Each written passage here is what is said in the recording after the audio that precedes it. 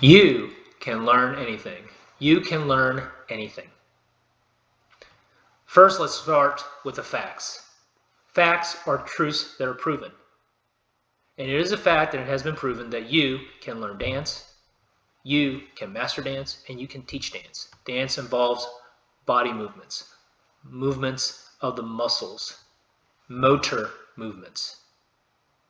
And like riding a bicycle, when you learn how to dance, if you do it enough times and you do the right procedures and steps, eventually it becomes very natural.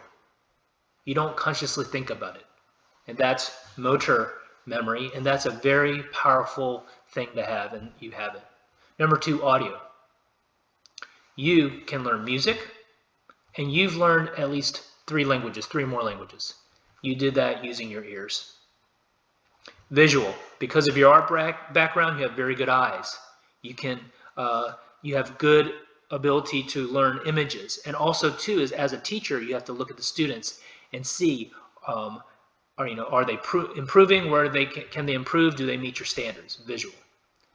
Now, dance, which is motor. Motor is muscle, remember. So motor, audio, and visual. These are different pathways into the brain. The brain is the common part of all learning.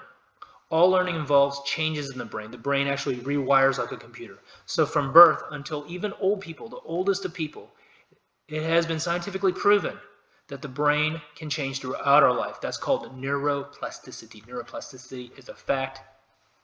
It is a fact. And we're going to use it to our advantage. You can also learn in other ways too. Smell. When you smell food or a perfume or a flower. Okay?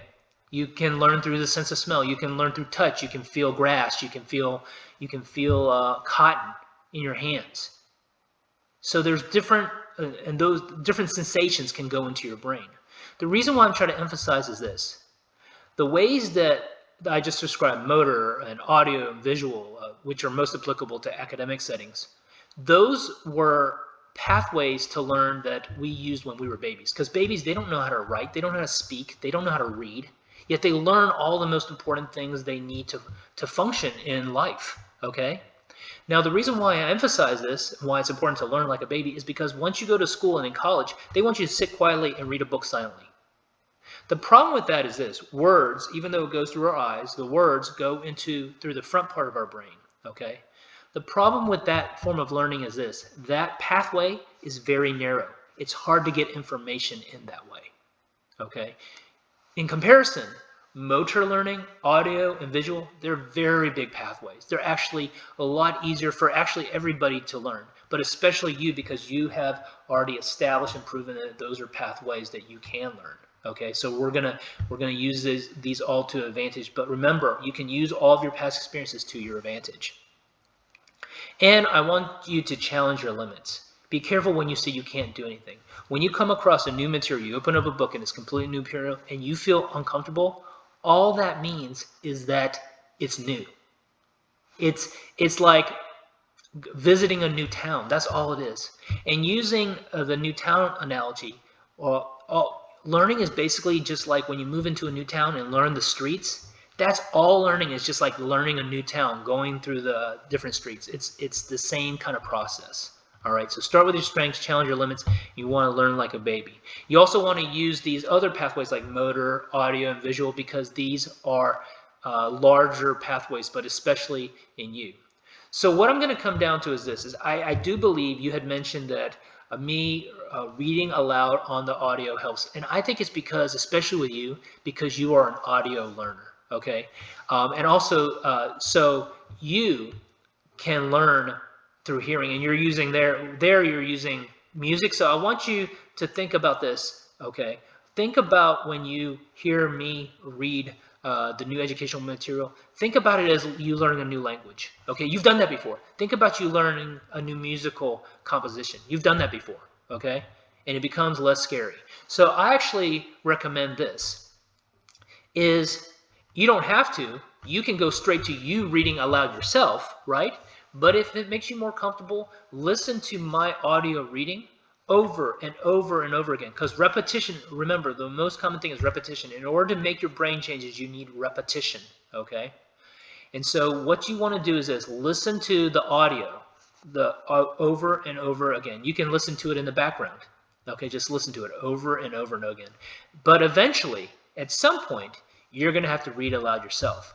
But those times that you listen to the audio of me reading, you're still learning. And also, this is very, very important. Look at this as learning how to dance or playing the piano. Do not worry about understanding.